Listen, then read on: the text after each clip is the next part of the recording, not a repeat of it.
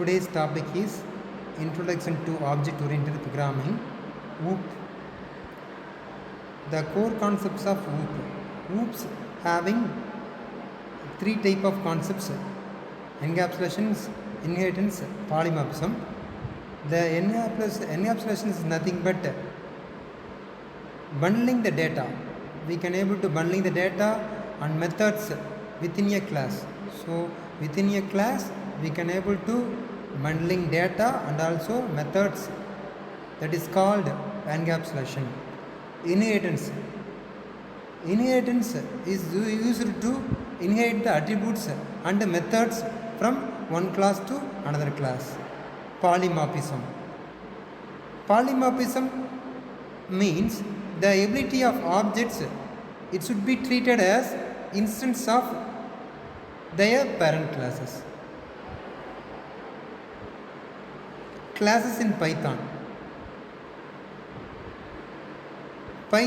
having a syntax. That syntax is class and followed by a class name, then followed by an attributes and methods. Here the attributes contains some kinds of values and methods some kind of methods will be there.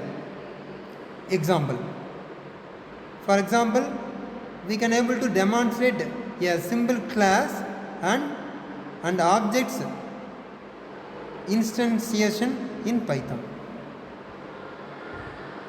Inheritance in object-oriented programming. Concept of inheritance.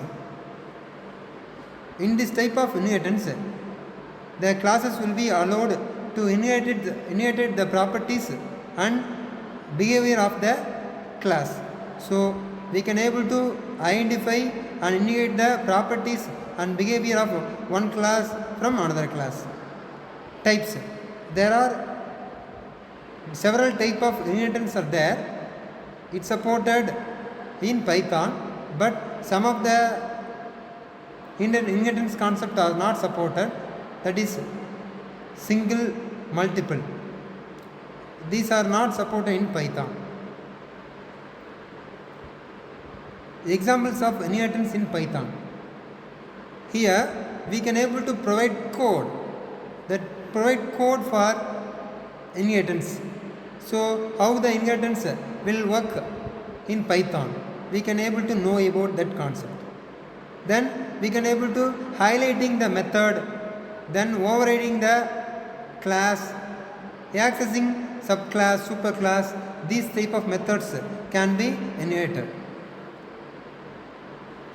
Namespace in Python. Concept of namespaces. There is a namespace in Python. The namespace containing mapping names of objects and ensuring that names should be in unique manner. Global namespace. The global namespace contain names at the top of the module. So each and every module, top of the module, we can contain global namespace, local namespace. The local namespace should be created whenever a function or a method should be called. On that time it should be local namespace. Non-local namespace. The non-local namespace can be used to access the variables of enclosed scopes. Here illustration with examples. Some of the source code of Pythons will be snippets to illustrate global, local and non-local namespaces. Shallow and deep copying.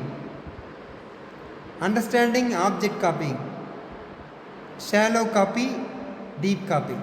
Shallow copy is nothing but if you want to create a new object and insert the references to the original objects, that is called shallow copy. Deep copy. Deep copy is nothing but create a new object and it should be in recursively add copies of variety of nested objects found in the original that is called deep copy. So deep copy should be in a original. It should be found original and it should be deeply copying the objects. Examples in Python. Use Python copy module to demonstrate the swallow and deep copying. We can able to discuss these scenarios and copying inappropriate. Introduction to analysis of algorithms. The purpose and importance of algorithm analysis. We can able to evaluate the efficiency and performance wise how the algorithm should be worked in that purpose of importance of the algorithm and its details. Asymptotic notations. Big O notation. This can be represented in upper bound of an algorithm and time complexity should be mentioned. Omega notation. It represents the lower bound of algorithm and time complexity is applicable. Theta notation. It represents the tight bound of an algorithm and it should be represent time complexity. So both are the three type of notations we can able to apply time complexity. So example, here some of the examples to provide work the algorithm in efficient and analysis using asymptotic notations. Regression is nothing but a technique. Its techniques used to call the function itself and solve smaller instance of the particular problem. Base case. So base case is nothing but the regression, it should be stop, it is the base case. The regressive case. The regressive case, how the problems should be reduced. The problems should be reduced in smaller problems. So your big problems reduced into the number of smaller problems. So examples of regressive algorithms. Some of the classical examples, for example, factorial computation, Fibonacci series. These are the sequence of generation.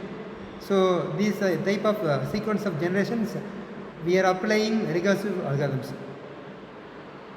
Analyzing recursive algorithms. We can able to analyze the approach of regression, time complexity and space complexity. Time complexity is nothing but how many number of operations should be performed for that particular algorithms. Space complexity is nothing but evaluate the memory occupied, which kind of memory needed, what kind of data should be needed on that particular algorithms. Examples analysis. We can able to analyze the time and the space complexity based on that particular algorithms. For example, if you want to calculate factorial computations, how much time should be taken, how much space should be needed, and compare the iterative solutions. Linear structure. Some of the linear structures will be there. So we can able to define the operations. What kind of operation, insertion operation, or deletion operations, and the access of elements. So these kind of operations should be performed.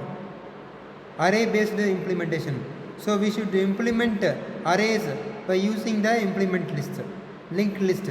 We can able to link the types based on singly linked list and doubly linked list, circularly linked list. So some of the operations performed each and every individual type of operations. Applications of list. Some of the practical use of lists are there, such as, for example, data storage, algorithms, real world applications. We are creating data storage and we are implementing algorithms and we can apply the real world applications. These are possible to applied in application of lists. Stack ADT. So we can able to perform some of the operation, push operation, pop operation, peek operations. So we are going to implement stack using list or linked list. Queue ADT. So we can able to queue the operations NQ and DQ peak, double-ended queues. So this is nothing but DQ. The operations can be performed insert delete from both ends. Insert an end and deletion end, we can able to perform double-ended queues. That's all. Thank you.